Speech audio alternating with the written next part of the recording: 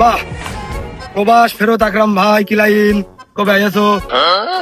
ওই পরশুদিন রাত 12টার দিকে আইছি। अच्छा আরে লাইন কোনো কায়দায় ভালো না। চলো চা খেয়ে আসি, ভালো লাগবে জানে মতি। দেখো দিনি কথাটুকু কলে কি তুই এতক্ষণ তোর কি কলাম, গরমে তো বাঁচতিস নে, এর ভিতরে চা খাবো কি করে? এই গরমের ভিতরে চা খাওয়া যায়? ওই আশেপাশে কোনো এসি এলা দোকান বা রেস্টুরেন্ট আছে নাকি? তার থেকে তুমি এক কাজ করো, এটা এসি কিনে একবারে লাগিয়ে নাও। হ্যাঁ এসি লাগাবো।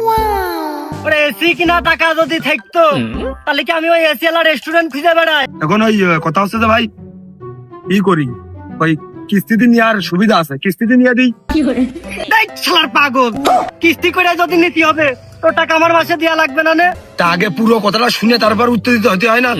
জানমান থাকে 2 মাসের ছুটিতে আইছো, তুমি কিস্তি তুলে মনে করো এসি ঘরে লাগাইলে, এই 2 মাস তুমি আরামে এসে ঘরের মধ্যে শান্তি করে ঘুমাতে পারলে, ঘরের মধ্যে থাকলে। अच्छा এই বে প্রথম কিস্তি দিতে পারলে না, একটু চাপ দেবে, সমস্যা নেই, পরে কবে দ্বিতীয় কিস্তি 2বারে দিয়ে দেবো।